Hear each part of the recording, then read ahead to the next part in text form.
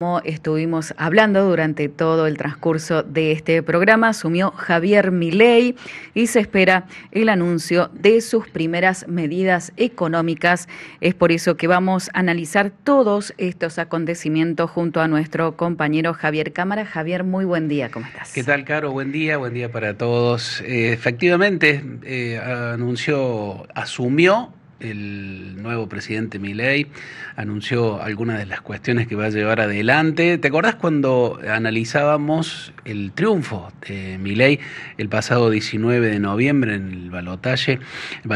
Bueno, concordábamos y recordábamos aquella respuesta del Papa Francisco al periodista español que en el año 2017 le había preguntado qué opinaba del triunfo de Donald Trump en las elecciones de Estados Unidos, y el Papa le dijo, bueno, hay que esperar lo concreto, es decir, qué hace, qué decide, cómo se mueve, en este caso el político, el dirigente de quien se trate, el líder político nuevo, ¿no? Hay que esperar lo concreto para evaluar.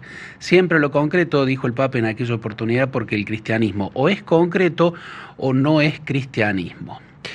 Las primeras impresiones o gestos del nuevo poder que se pudieron observar ayer en la asunción de Milei como presidente mostraron muchas cosas para analizar, ¿no? Pero no todas son muy concretas. Se podría hablar, por ejemplo, de la singular mirada historiográfica del nuevo presidente, su sesgo ideológico liberal que mira, por ejemplo, a Julio Argentino Roca, pero no mira a los pueblos originarios avasallados por Roca, y su convencimiento de que Argentina fue una potencia mundial gracias a las ideas liberales, pero sin reparar en algunas evidentes injusticias sociales que el liberalismo de entonces, y luego también el comunismo en sus experiencias distintas en otros países, siempre han buscado ocultar. Algunas de aquellas injusticias, fíjate, todavía están vigentes en Argentina, incluso a pesar de que algunos gobiernos hicieron y dijeron que iban a hacer mucho por eliminarlas. Se podría hablar también de la nueva estrategia geopolítica del gobierno libertario a partir de quienes llegaron desde el extranjero para acompañarlo. Ayer vino, por ejemplo, el presidente de la Ucrania, que está invadida y en guerra contra la Rusia de Vladimir Putin. Pero también vino Víctor Orbán, primer ministro de Hungría, aliado político de Putin.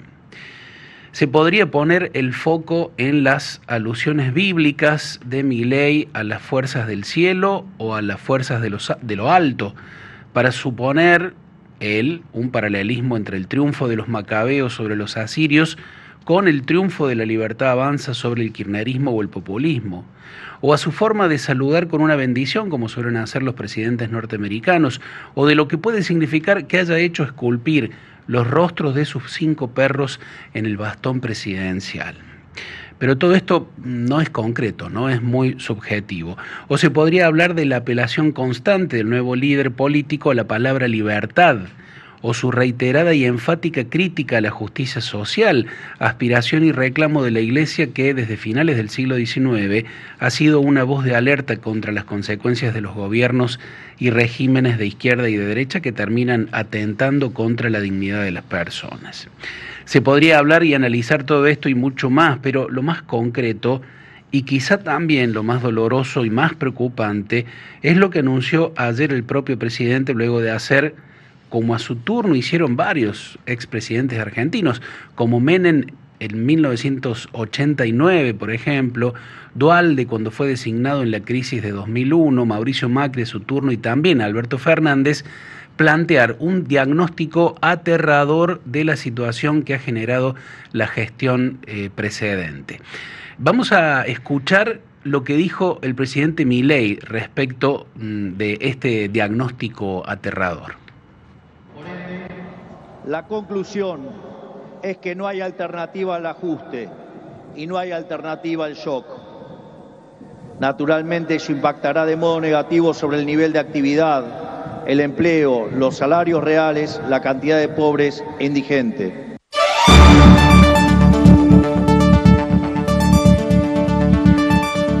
Lo repito, por si a alguno se le escapó, lo que implica esto. Dijo Milei, la conclusión es que no hay alternativa al ajuste y no hay alternativa al shock, es decir, a esto de hacerlo de manera inmediata.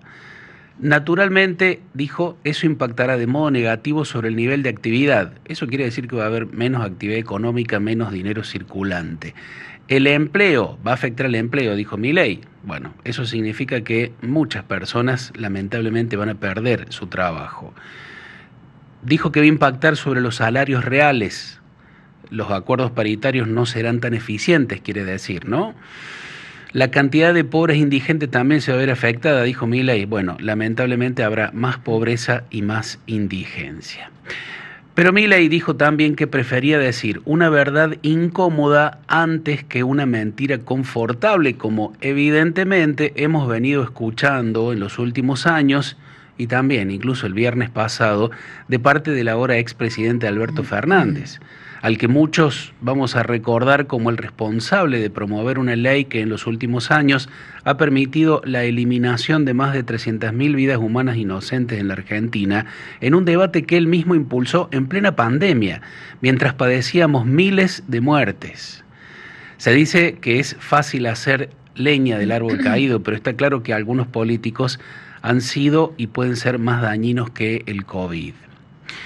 Lo concreto es que, más allá del diagnóstico y de los responsables de la situación, la decisión del ajuste inevitable está tomada y en marcha, y va a golpear con más fuerza en los que más debilitados están. Estoy hablando de casi la mitad de los argentinos, los que viven en la pobreza, y el 10% de ellos en la indigencia. Son hermanos, hermanas, niños, criaturitas que nunca han experimentado la libertad de decidir entre comer y no comer, por ejemplo, simplemente porque cuando no hay alguien o algo, política, Estado, poder, justicia o lo que fuere, que prevenga o repare las diferencias que se dan en la vida real entre las personas, sobre todo en los niños que no eligen nacer en una familia pobre o en una familia rica, cuando no hay un criterio de justicia social, decimos, la única opción es el hambre para algunos. Por eso hoy en nuestras calles hay hermanos que revuelven las bolsas de basura para buscar algo para comer.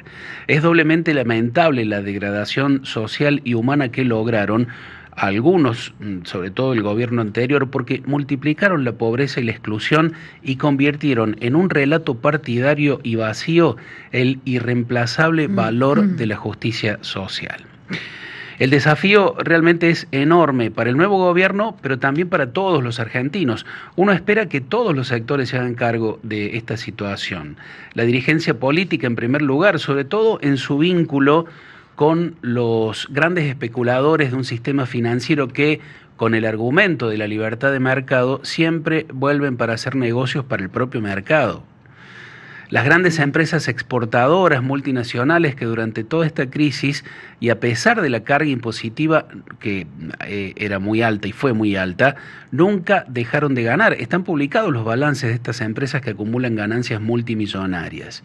Y también los grandes grupos exportadores de granos que ahora volverán a la carga por la eliminación de las retenciones, sin las cuales, hay que decirlo también, ayer Milei no lo dijo, ellos podrán multiplicar sus ingresos, pero a costa de empobrecer aún más a un Estado que, sea chico o sea grande, debe administrar los recursos para asegurar la paz social. También la dirigencia sindical deberá dejar de lucrar con privilegios para defender en serio las fuentes de trabajo genuinas de los trabajadores. Y esto, lamentablemente, va a generar conflicto. Hay que ver cómo se administra ese conflicto. También los empresarios mediáticos y los periodistas que siempre tienen la tentación de utilizar las noticias y las opiniones para los propios negocios y no para que se conozca la verdad. Y también para la iglesia, ¿no? Para los pastores y nosotros los laicos será este un tiempo de mucha prueba, mucho discernimiento, oración y trabajo, porque seguramente con más pobreza e indigencia, como anticipó el presidente, se hará más necesario que nunca responder a la invitación que Jesús nos sigue haciendo, ¿no? En Mateo 25. Tuve hambre y me diste de comer, tuve sed y me diste de beber, estaba de paso y me alojaste, desnudo y me vestiste, enfermo y me visitaste, preso y me viniste a ver. Porque mientras trabajamos, vivimos y ayudamos en lo concreto, podremos animarnos a compartir también el anhelo de lo que el nuevo presidente expresó ayer en su discurso acerca de que este es el último mal trago para comenzar la reconstrucción de la Argentina. Bueno, ojalá que así sea.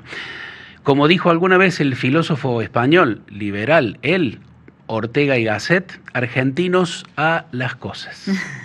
Muchísimas gracias, Javier, por tu análisis en este día, el día después de la asunción de Javier Milei. Muchas gracias.